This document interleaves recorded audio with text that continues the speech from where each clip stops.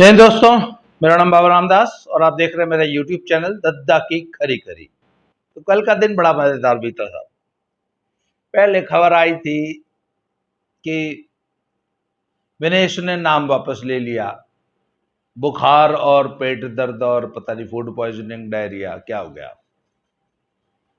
उसके बाद शाम तक ये खबर आ गई कि संगीता फोगाट पहली कुश्ती 10-0 तार के बाहर होगी। तो सब जो अब ना हिंदुस्तान का कुश्ती जगत और वैसे भी ना दो खेमों में बट गया है। एक एंटी धरनाजीवी, एक प्रो धरनाजीवी। तो जो धरनाजीवी के पक्षधर हैं वो बहुत थोड़े से बचे हैं, बाकी बेचारे बिलों में घुस गए क्योंकि धरनाजीवियों की बदनामी बहुत हो रही है।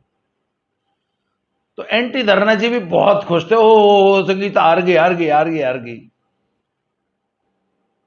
पर तब हम तो हैं टेक्निकल आदमी, हमें मालूम था कि अगर पहली कुश्ती हार जाओ तो अभी वेट करनी चाहिए 4 घंटे, क्योंकि क्या पता जिससे हारी वो फाइनल में पहुंच गई तो रिपीचेज होंगी।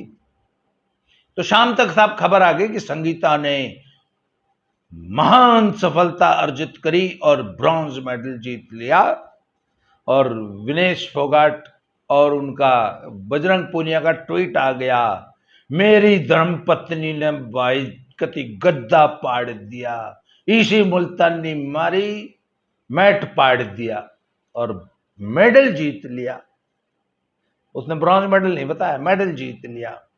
तो तब वो जो संगीता बैशर्स थे या जो धरनाजीवियों का मजाक उड़ाने वाले थे, उन बेचारों में मायूसी छा गई।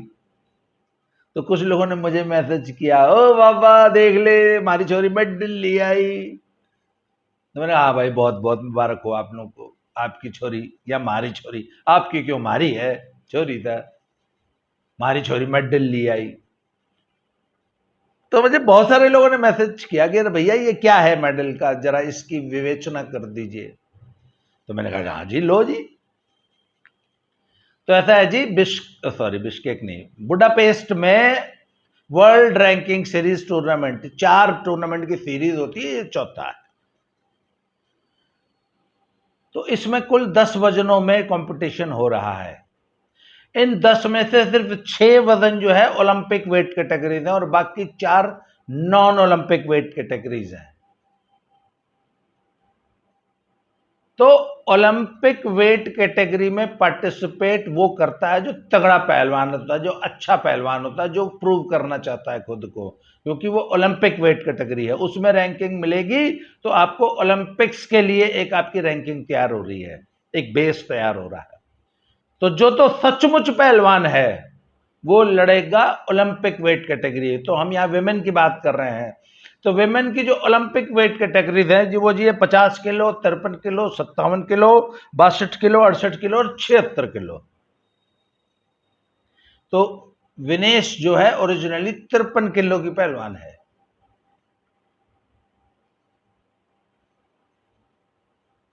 पर जो ओलंपिक वेट कैटेगरीज हैं उनमें पार्टिसिपेशन बहुत तगड़ा है, क्योंकि वर्ल्ड के सारी तगड़ी लड़कियां उसमें पार्टिसिपेट कर रही हैं। जैसे फॉर एग्जांपल 50 किलो में 22 लड़कियों ने रजिस्ट्रेशन कराया था वर्ल्ड रैंकिंग सीरीज में 50 किलो में, और 53 किलो में 25 लड़कियां थी विनेश के वजन में। 57 किलो में 29 लड़कियां थी। 62 किलो में 25 लड़कियां थी। 68 किलो में 25 लड़कियां थी और 76 किलो जो कि सुपर हेवीवेट कैटेगरी मानी जाती है विमेन में, उसमें भी 20 लड़कियां थी। तो ये तो थी ओलंपिक कैटेगरीज। अब जो नॉन ओलंपिक कैटेगरीज है, जिनकी किसी न 3 में न 13 में, वो है 55 किलो, उसमें सिर्फ 11 पहलवान थी। जिस दिन विनेश ने रजिस्ट्रेशन कराया था उस दिन तो सिर्फ 6 ही थी, भाई ये 5 बाद में बढ़ के 11 हो गई। उसी तरह 59 केजीज में, जिसमें हमारी संगीता फोगाट वाइफ ऑफ श्री बजरंग पूनिया लड़ी, उसमें टोटल 8 पहलवान है।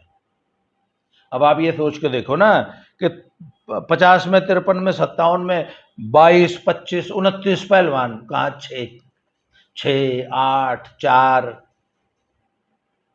तो स्टैंडर्ड का पता लग गया आपको। और ये मैं अपने मन घड़ंत नहीं बोल रहा हूं, www.uww.com गूगल पे सर्च कीजिए अभी तुरंत। और बुडापेस्ट वर्ल्ड रैंकिंग सीरीज के लड़कियों के पार्टिसिपेंट्स की सूची दी गई है, मैंने भी उसी में से नोट की है, आप खुद देख लो कि दद्दा झूठ मनगढ़ंत नहीं बोला, फैक्ट्स पे बात कर रहा है। तो 55 किलो में सिर्फ 11 लड़कियां, 59 केजीज में सिर्फ 8 लड़कियां जिसमें संगीता थी, 65 किलो में सिर्फ 4 लड़कियां, मतलब चारों का मेडल आना पक्का है, चाहे सारी कुश्ती हार जाओ। 4 हैं, एक फर्स्ट आएगी, एक सेकंड आएगी, 2 ब्रॉन्ज ले जाएंगी, हैं ही 4। और 72 किलो में 7 लड़कियां। अब मान लीजिए ये 8 और 7 लड़कियां हैं, तो इनका पूल कैसे बनेगा? 4 इस पूल में, 4 दूसरे पूल में। तो संगीता जी के पूल में 4 लड़कियां थी, तो इनकी पहली कुश्ती आई अमेरिकन से, उसने 10-0 से हरा लिया, ठीक। ऊपर की जो 2 लड़कियां थी उसमें भी एक हारी होगी, एक जीती होगी। फिर उसकी और अमेरिकन की कुश्ती हुई तो अमेरिकन फाइनल में चली गई। अमेरिकन फाइनल में जाते ही जो अमेरिकन से हारी, तो 2 लड़कियां हारी थी, उनकी आपस में कुश्ती होगी। तो कहने का मतलब संगीता पहलवान, धरना केसरी, वाइफ ऑफ श्री बजरंग पुनिया, पहली कुश्ती 10-0 से हार गई, दूसरी कुश्ती हंगरी वाले को हरा लिया, इसलिए ब्रॉन्ज आ गया। कहने का मतलब सिर्फ एक कुश्ती जीत के ब्रॉन्ज मेडल जीत आई। और लोग जो हैं पिछवाड़े पे गुलाल पोत के नाच रहे हैं, हमारी छोरी मेडल ली आई। ओ भैया, ऐसे नकली टूर्नामेंट में, टूर्नामेंट बहुत अच्छा है पर ओलंपिक वेट कैटेगरीज में, नॉन ओलंपिक वेट कैटेगरीज में टोटल फर्जी टूर्नामेंट है। इसलिए जो नॉन ओलंपिक वेट कैटेगरी में लड़ रहा है, इसका मतलब वो नकली और फर्जी पहलवान है। असली पहलवान तो वेट ओलंपिक वेट कैटेगरीज में लड़ रही हैं, जिसमें कि 22, 25, 29, 25, 25, 20 पहलवान हैं, और सारे असली हैं, नकली सारे इधर लड़ रहे हैं। तो 8 नकली लड़कियों में भी एक तुम हार गई, संगीता फोगाट, और एक कोई हंगरी की नकली रही होगी, लोकल है। लोकल लड़की तो बोलते चल भाई लोकल ही तो हो रहा है, कौन सा खर्चा लगना है, घर से आएगी लड़के अपने घर चली जाएगी। बुडापेस्ट की बुडापेस्ट में लड़ रही है ना, तो वहीं लोकल एक बुडापेस्ट की लड़की थी, वो लड़ रही थी, उसको हरा लिया संगीता ने, जो अच्छी एक ठीक ठाक थी। हालांकि थी वो भी नकली, वो अमेरिकन भी नकली थी, तभी तो नॉन ओलंपिक वेट कैटेगरी में लड़ रही थी। असली होती तो फिर असली वेट कैटेगरी में लड़ती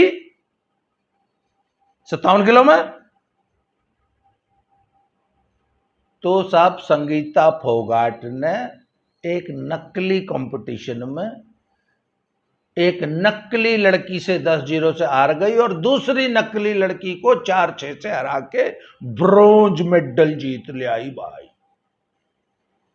तो ये तो है इनके ब्रॉन्ज मेडल की हकीकत। और विनेश फोगाट बहन जी का तो आपको पता ही है, 53 किलो की पहलवान है, 55 किलो में सिर्फ 7 लड़कियां थी, इसलिए अपना वजन 55 किलो में दिया। उसमें भी जब 11 हो गई तो पहली कुश्ती अमेरिकन से पड़ गई, दूसरी चाइनीज से पड़ गई, तो इन्होंने पेट दर्द और बुखार का बहाना बना लिया।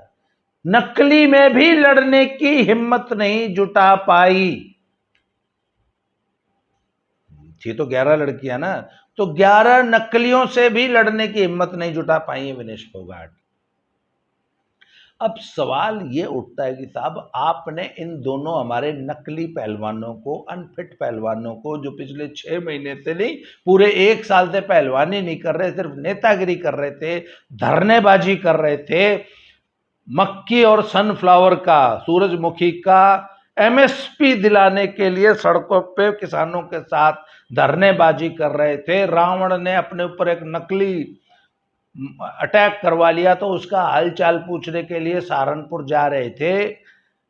ऐसे नकली पहलवानों को पहली बात तो टॉप्स की स्कीम में साई ने इनको रख कैसे रखा है?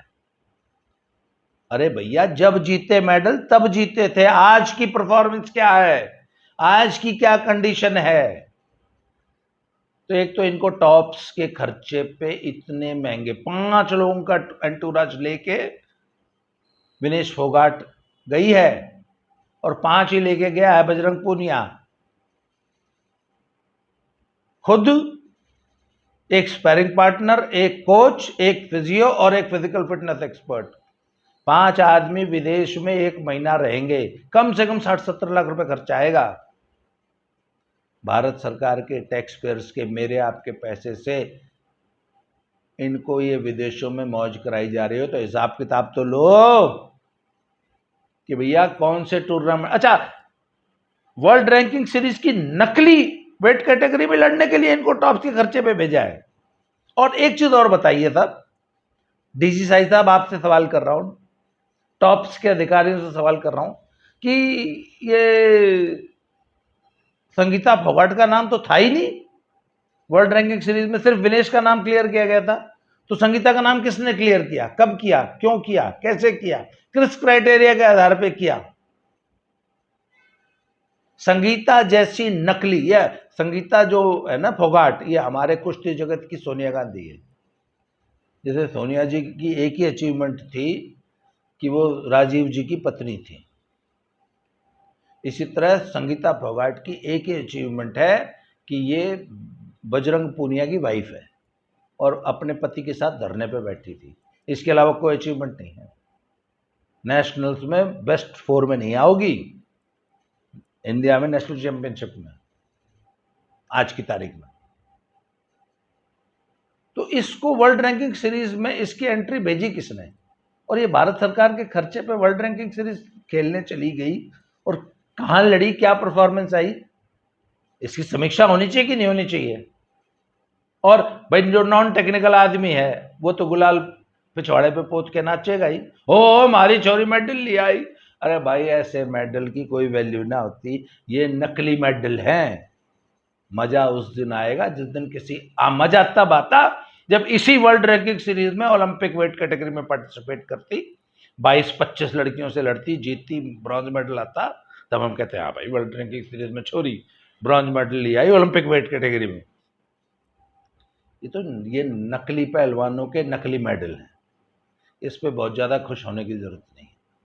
और इन नकलियों के लिए हमारी एडॉक कमेटी चाहती है कि इनको ट्रायल से एग्जेम्प्ट करके डायरेक्ट एशियन गेम्स खेलने भेज दिया जाए, जो कि हम होने नहीं देंगे। हमने ठान लिया है कि हम किसी जूनियर के साथ अन्याय नहीं होने देंगे, और मैं इसीलिए सभी जूनियर पहलवानों से, चाहे वो किसी भी वेट कैटेगरी की हों, सभी पहलवानों से, सभी उस्ताद खलीफाऊ कोचेस से, सभी अभिभावकों से मेरा आपसे नम्र निवेदन है कि इस एडॉक कमेटी का कोई भरोसा नहीं है, मैं विश्वास नहीं करता हूं। इसलिए ज्यादा से ज्यादा संख्या में 22 और 23 जुलाई को इंदिरा गांधी स्टेडियम के केडी सिंह बाबू हॉल में पहुंचिए। कम से कम 5 से 10 हजार लोग वहां होने चाहिए, जिससे यदि हमारे जूनियर बच्चों के साथ किसी किस्म का अन्याय, किसी किस्म का पक्षपात, हमारे जूनियर बच्चों के भविष्य के साथ किसी किस्म का खिलवाड़ होता है, तो हम आप आवाज उठा सकें। हम किसी को मनमानी नहीं करने देंगे, हमारे रहते हमारे जूनियर बच्चों के साथ मनमानी नहीं हो सकती। हाँ, अगर बढ़िया ट्रायल होगी, ईमानदारी से ट्रायल होगी, हम ट्रायल में पूरा सहयोग देंगे, समर्थन देंगे, पूरा हमारा तन मन धन से सहयोग रहेगा ट्रायल में। हम कुश्ती के विकास के लिए बैठे हैं, हमें कोई किसी किस्म की हंगामे का, धरनेबाजी का शौक नहीं है। हम कुश्ती के सच्चे हितैषी हैं, हम कुश्ती के हित में, कुश्ती के विकास के लिए काम करने वाले लोग हैं। हम अपने जूनियर बच्चों के हक की लड़ाई लड़ रहे हैं, लड़ते रहेंगे। 22 और 23 जुलाई को ज़्यादा से ज़्यादा संख्या में दिल्ली के आईजी स्टेडियम में पहुंचिए, वहां मैट पे मौजूद रहिए, जिससे किसी बच्चे के साथ ये एडहॉक कमेटी अन्याय न करने पाए। आपसे आह्वान है, ज्यादा से ज्यादा संख्या में अपने दोस्तों मित्रों को लेके आइए। संख्या बल, जन बल, और जो कि सच्चाई के लिए लड़ने वाला जनबल है। हम सच्चाई, देखिए हमारे अंदर इतना आत्मबल क्यों है, क्योंकि हम सच्चाई के लिए लड़ रहे हैं, हम सच्चाई के साथ लड़ रहे हैं, हम धर्म की लड़ाई लड़ रहे हैं, हम सत्य की लड़ाई लड़ रहे हैं, इसलिए हमारे अंदर ये आत्मबल है। हम किसी एक व्यक्ति विशेष के लिए नहीं लड़ रहे, हम पूरी रेसलिंग कम्युनिटी, रेसलिंग फ्रेटर्निटी, पूरी कुश्ती के भाईचारे के लिए, अपने भारत के भविष्य की लड़ाई लड़ रहे हैं। इसलिए हमारे अंदर इतना आत्मबल है। और मैं आपसे वादा करता हूं, मैं वहां उस दिन मॉयल मैट पे, हॉल पे मौजूद रहूंगा। हम देखेंगे आपके साथ कि कौन हमारे बच्चों के साथ अन्याय कर देगा। एक नारा दे रहा हूं, 22-23 जुलाई चलो दिल्ली। हम अच्छी से अच्छी टीम ही एशियन गेम्स में भेजेंगे। इसी आह्वान के साथ मैं अभी अगले एक हफ्ता तक दिल्ली में ही हूं। बहुत जल्दी 22 जुलाई को वहां मिलते हैं इंदिरा गांधी स्टेडियम में। आप सब लोग आइए, पूरे पूरे जोशो खरोश के साथ उन ट्रायल्स में पार्टिसिपेट कीजिए, और अपने बच्चों का भविष्य आपके हाथ में है। इस वीडियो में इतना ही, अगले वीडियो में फिर से मिलते हैं। Thank you very much.